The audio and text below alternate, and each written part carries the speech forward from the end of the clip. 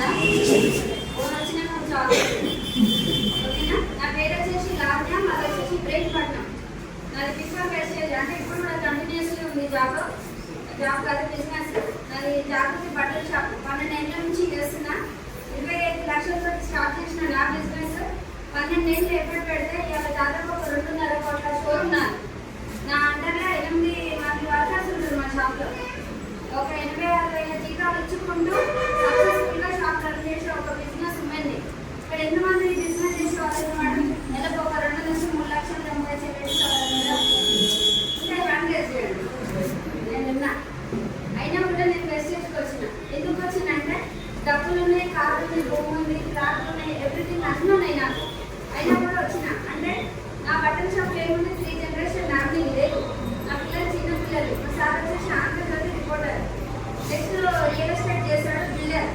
మరి తన బిజినెస్లో చాలా బిజీ ఉంటాడు.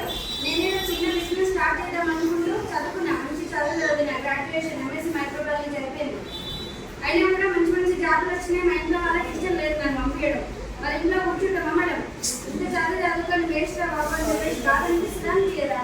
అట్లా ఏదైనా ఒక బిజినెస్ స్టార్ట్ చేయాలన్న ఆలోచనతో ఇట్లా బట్టలది క్లాత్ చేద్దాం అన్న ఆలోచనతో ఫస్ట్ స్టార్టింగ్ ఒక 25 లక్షలతో స్టార్ట్ చేసిన షాప్. అట్లా రాగానే ఇన్కమ్ అనేది వస్తుందా? 25 లక్షలు పెట్టి 25 లక్షల లాభం వస్తుందా? 1 లక్ష, 2 లక్షలు, 3 లక్షలు వస్తుంది. అవునా కదా? మరి తెచ్చిన ఐటమ్ మొత్తం సేల్ అవుతుందా? కాదు. అవి వేసుకుంటే పాత కావు, చూస్తేనే పాత లేదు బట్టలు. అట్లా ఒక 1 ఇయర్ పోయింది, 2 ఇయర్స్ పోయింది, 3 ఇయర్స్ పోయింది, ఒక 5 ఇయర్స్ అయిపోయింది, 6 ఇయర్స్ అయిపోయింది. 10 ఇయర్స్ వచ్చినప్పుడు షాప్ 10th యానివర్సరీ అయిన తర్వాత లాక్డౌన్ వచ్చింది. అందరికి వచ్చిందా? నాకే వచ్చింది. మరి 2 ఏళ్ళు ఇంట్లో కూర్చున్నామా లేదా? మరి ఏంటి రకాలు 85,000 2 షాపులు. మరి 8 మంది వర్కర్స్కి శాలరీస్ ఇవ్వాలి. ఎలా వద్దా?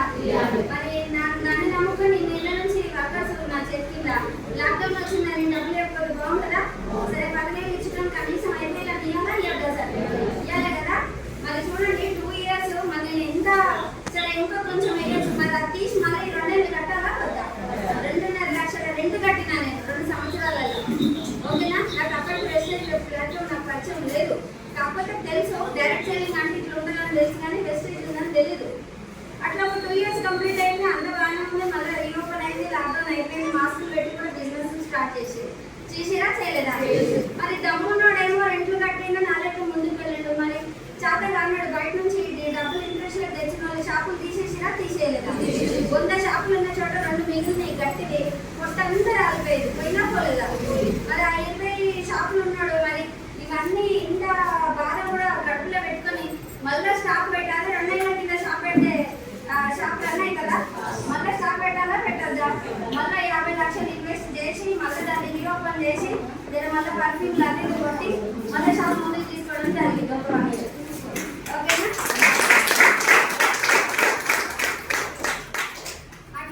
అట్లా జర్నీ స్టార్ట్ చేసిండే.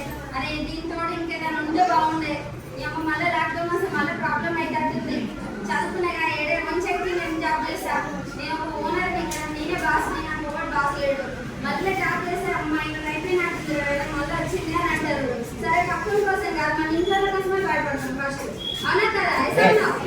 అట్లా అంత మంచి అట్లా ఆలోచిస్తున్నప్పుడు ఏమొచ్చిందంటే మన ఫ్రెండ్ ద్వారానో, మన రిలేషన్ ద్వారానో, లేకపోతే మన నైబర్స్ ద్వారానో పరిచయం అవుతుంది వెస్టేజ్. లేకపోతే చెప్తారా మనం ఏం చెప్పారా మేడం? అట్లా మా మదర్ ద్వారా పరిచయం అయింది నాకు అర్చన మేడం. ఎంతమంది కలిసి ఇక్కడ నాకు చాలా మంది చెప్పారు, కానీ చెప్పి ధైర్యం చేస్తారు.